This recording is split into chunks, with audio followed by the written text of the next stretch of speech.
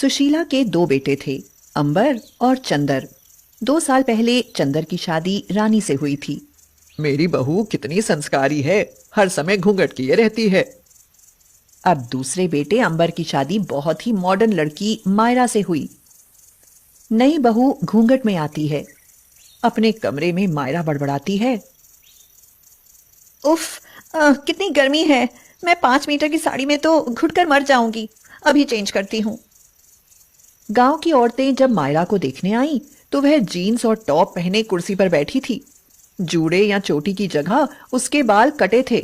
उसको देखकर औरतें कहने लगी, हाय राम, यह कैसी सी बहू है।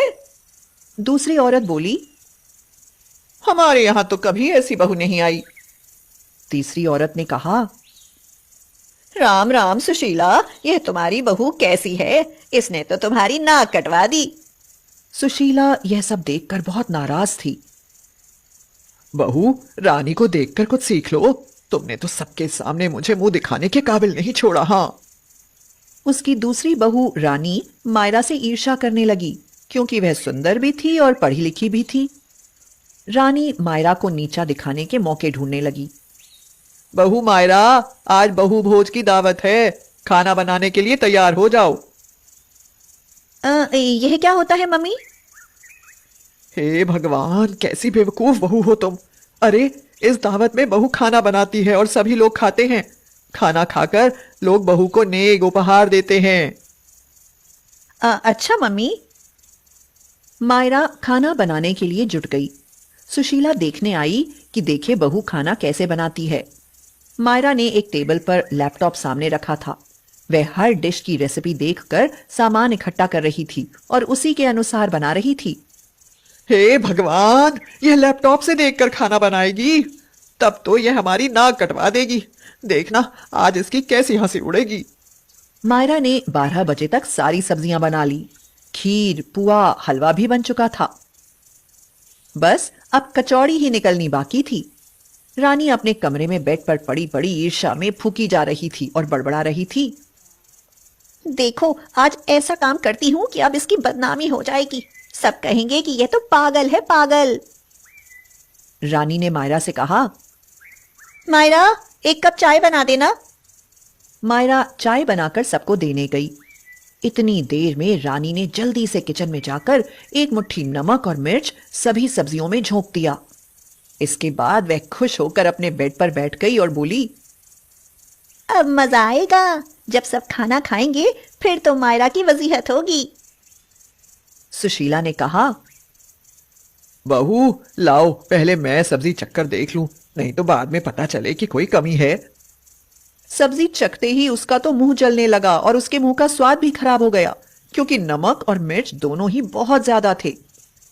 सुशीला बहुत नाराज हो रही थी और कह रही थी, मैं जानती थी कि तुम ऐसा ही करोगी। सुशीला ने मायरा को बहुत डांटा। मायरा रोने लगी, लेकिन उसने संभालने की कोशिश की, क्योंकि समय बहुत कम रह गया था और लोग आने ही वाले थे। उसने तुरंत ही लैपटॉप में सर्च किया, सब्जी में ज्यादा नमक पड़ जाने पर क्या करें।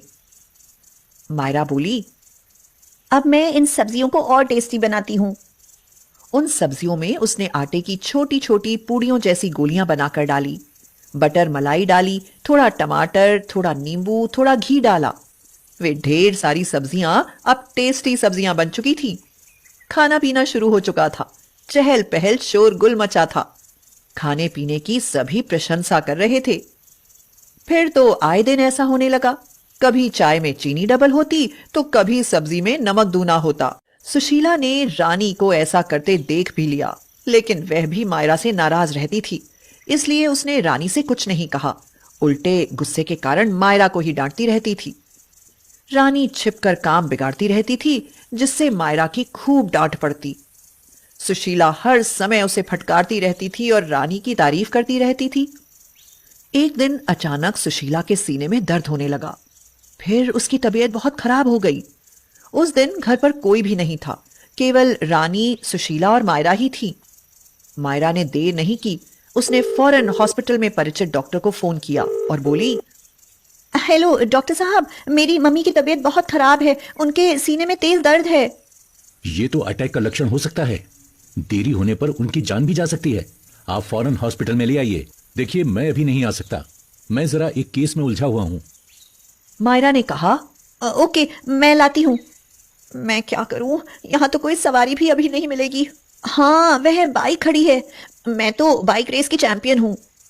मायरा ने देर नहीं की। अंबर की बाइक खड़ी थी। मायरा बोली, मम्मी जी, आप बाइक पर बैठ सकती हैं क्या? आपको हॉस्पिटल ले चलती हूँ अभी। आप परेशान मत होइए मम्मी जी। उसने सुशीला को बाइक पर बिठाया और जल्दी से हॉस्पिटल ले जाकर एडमिट करा दिया। तुम इन्हें समय पर ले आई, वरना इनकी जान को खतरा हो सकता था। 2-3 दिन एडमिट रहने के बाद सुशीला डिस्चार्ज होकर घर आ गई। मायरा ने उनकी खूब सेवा की। इस बीच में चालाक रानी बहाना बनाकर अपने मायके चली गई, जिससे उसे कुछ करना ना पड़े।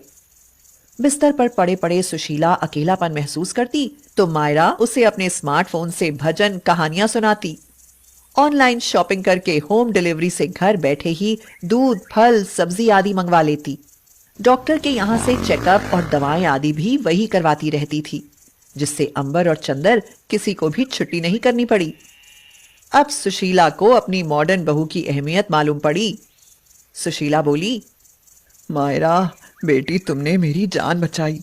मैंने तुम्हें इतना डांटा, फिर भी तुमने मेरी इतनी सेवा की। और मैं रानी की तारीफ करती रहती थी, लेकिन वह तो मुझे मुसीबत में छोड़कर चली गई। तुमने तो मेरी बेटी की तरह मेरी सेवा की है। मायरा ने कहा। मेरी मम्मी तो बचपन में ही मर गई थी, तो मैं तो आपको ही अपनी मम्मी समझती हूँ। सुशीला की आंखों में आंसू भर आए। उसने कहा, बेटी, तुमने मेरी आंखें खोल दी। केवल घूंघट से ही कोई संस्कारी नहीं होता। संस्कार तो अच्छे गुणों से होता है। अगर तुम मॉडर्न नहीं होती तो आज मेरी जान भी नहीं बचती। मायरा ने बोला। मम्मी, आप भी टेक्नोलॉजी का फायदा उठाइए।